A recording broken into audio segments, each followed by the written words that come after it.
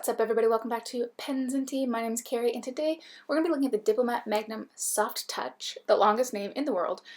This one specifically, the gray model. There is a black as well that you could take a look at, but this one is gray.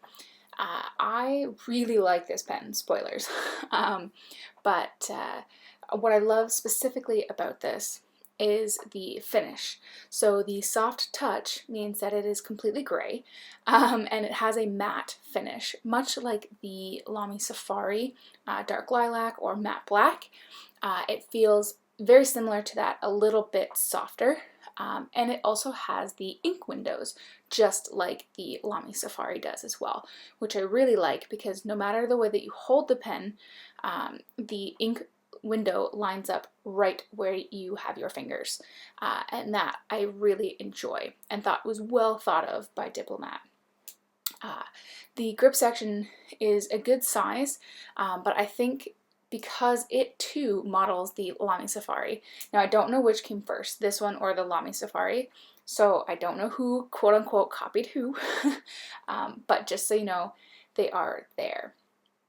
If you unscrew the barrel, which admittedly is a little bit tricky to do, it does feel quite tight, but it reveals a standard international cartridge or converter, whichever you want to use, which I definitely appreciate because unlike the Lamy Safari or All-Star, it's not proprietary, so you have a much wider available amount of options for you. The pen sits really nicely in my hand. It is a very light pen, but it does sit quite well, and that grip section, like I said, has those three triangle kind of grip. Fits perfectly for what I do, but that's going to be polarizing to others. It posts quite securely, as you can see here. It looks a little odd posted, and for me it becomes really back-weighted because it is such a light pen, extraordinarily light pen. When you post it, all the weight goes to the back.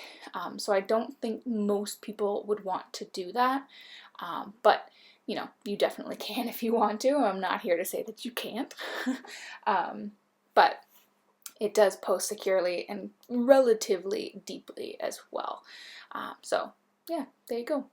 The cap, when you snap it onto the body, it does snap quite securely. It's not going to come off on its own, but as you can see here, it does twist, so it's secure. It's going to keep your pen wet, and it doesn't dry out, but you can see it does wiggle a little bit. So if you're a stickler for that, just be aware that is definitely an option, or rather something that happens. The clip feels a little bit loose when you're just using it, but when you go to actually adhere it to something, in this case just my Clairefontaine notebook, it adheres quite securely. It doesn't fall off, and you do have to actually use a little bit of force to get it on and off. Not like anything crazy, but enough to know that it's secure and it's not going to go anywhere. So here, since I've mentioned the Lamy Safari so many times, I've put them next to each other. As you can definitely tell, the Lamy Safari is a bit bigger, but it does seem to model itself after the Lamy Safari, or vice versa. Like I said, I don't know which comes first, but I don't have a problem with the Lamy Safari. I prefer, not to have the triangle grip, but it doesn't bother me that it's there. One thing that I like more on the Safari than on the Diplomat is the girth section of the grip section. The Diplomat is thinner than the Lamy Safari. So for extraordinarily long writing sessions, I do prefer between the two to go with the Safari, but everything else, to be honest, I actually prefer the Diplomat. Nib size is relatively the same, and to be honest, they're around the same price point as well. So I think, for me, I actually prefer the Diplomat over the Safari. But, that's going to be available for everybody. Yeah, so let's jump into the writing section, as you can see here. And I'm going to tell you a little bit more about why I actually think that this pen is pretty awesome. I'd never heard of it before now, but I recommend that you really seriously consider putting it into your collection because it's great. Alright, so we have the Diplomat Magnum Soft Touch in a fine nib, and it is a steel nib. Although I have to say this is one of the best steel nibs I've ever used, which is saying something because this is a know-nothing nib. It's not the most attractive looking. It's actually relatively small, but I really quite like it. It's extraordinarily smooth, almost bordering gold smooth. But what I love the most is that it is super wet, and I absolutely adore that. When you are writing, you can actually get a pretty decent line variation.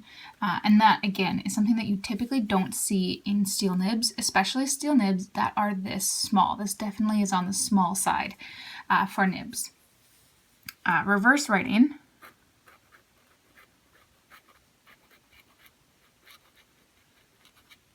You can, but it is a little bit scratchy. You may or may not have been able to hear that, but you definitely can.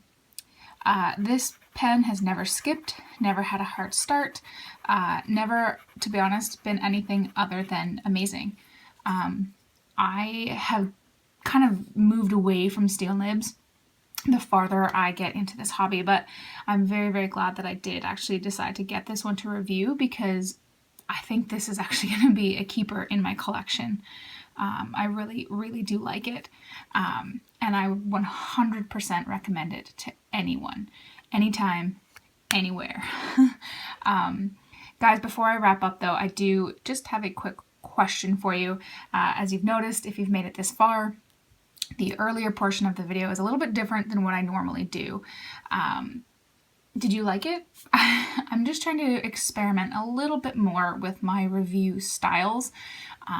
So, you may see some original style videos, you may see some new ones kind of like this. Just if you can, let me know what you think, because I'm just trying to, change it up, see what works, what I can kind of mesh together, and, give you guys what you want. But all that said, that's going to be it for me today. Like I said, I absolutely recommend this pen, 100%. Guys, if you like the video and haven't done so already, please do hit that thumbs up and subscribe if you haven't yet. New videos come out every Monday and Friday, and the occasional Q&A on Tuesday. Hit up that comment section. Like I said, please let me know what you thought. And as always, I will be seeing you guys next time. Bye.